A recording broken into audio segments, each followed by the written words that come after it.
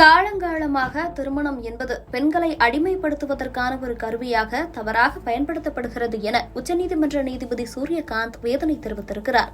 இவர் இப்படி கூற காரணம் என்ன சொல்லியிருக்கிறார் நீதிபதி? விரிவாக பார்க்கலாம். பெண் சுதந்திரம், பெண்ணடிமைக்கு எதிரான முன்னெடுப்புகள் என பல போராட்டங்களுக்கும் மாற்றங்களுக்கும் பிறகு தற்போது பெண்கள் முறையான கல்வி, சொத்துரிமை என அடிப்படை உரிமைகளை தடையில்லாமல் பெற்று வரும் நிலை உருவாகியுள்ளது.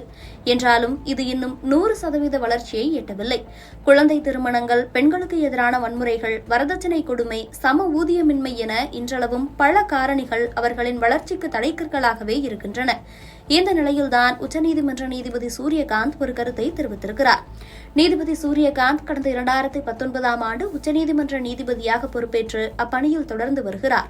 லண்டனில் நடைபெற்ற குடும்ப சட்டம் தொடர்பான ஒரு கருத்தரங்கில் கலந்து கொண்டு பேசியபோது அவர், திருமணம் என்ற பிணைப்பு காலங்காலமாக பெண்களை அடிமைப்படுத்துவதற்கான ஒரு கருவியாக தவறாக பயன்படுத்தப்பட்டு வந்துள்ளது என்று பேசியிருக்கிறார்.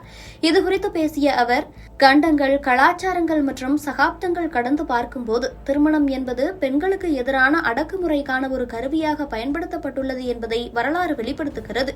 இது ஒரு சங்கடமான உண்மையாக இருந்தாலும் தற்போது ஏற்பட்டுள்ள சமகால சட்டம் மற்றும் சமூக சீர்திருத்தங்கள் திருமணத்தை சமத்துவமின்மை நிறைந்த தளத்திலிருந்து மாற்றி கண்ணியம், பரஸ்பர மரியாதை மற்றும் அரசியலமைப்பு சட்டத்தின் சமத்துவ மதிப்புகளின் அடிப்படையில் அமைந்த ஒரு புனிதமான கூட்டாண்மையாக மாற்றி வருகின்றன என்று குறிப்பிட்ட அவர், நீதித்துறை மற்றும் சட்டமன்றம் இரண்டிலும் பெண்களின் உரிமைகளை பாதுகாக்கும் சட்ட கட்டமைப்புகளை உருவாக்க நடவடிக்கை எடுத்துள்ளதாக குறிப்பிட்டிருக்கிறார்.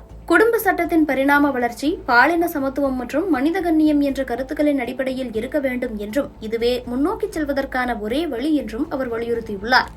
மேலும் உலகமயமாக்கல் காரணமாக வெளிநாடுகளில் பெறப்படும் விவாகரத்து ஆணைகளை அங்கீகரிப்பது, எல்லையை தாண்டிய திருமண மோதல்கள் போன்ற சவால்களும் குடும்ப சட்டத்தில் எழுந்துள்ளதாக அவர் சுட்டிக்காட்டியுள்ளார். இது தற்போது பேசுபொருளாக மாறியிருக்கிறது.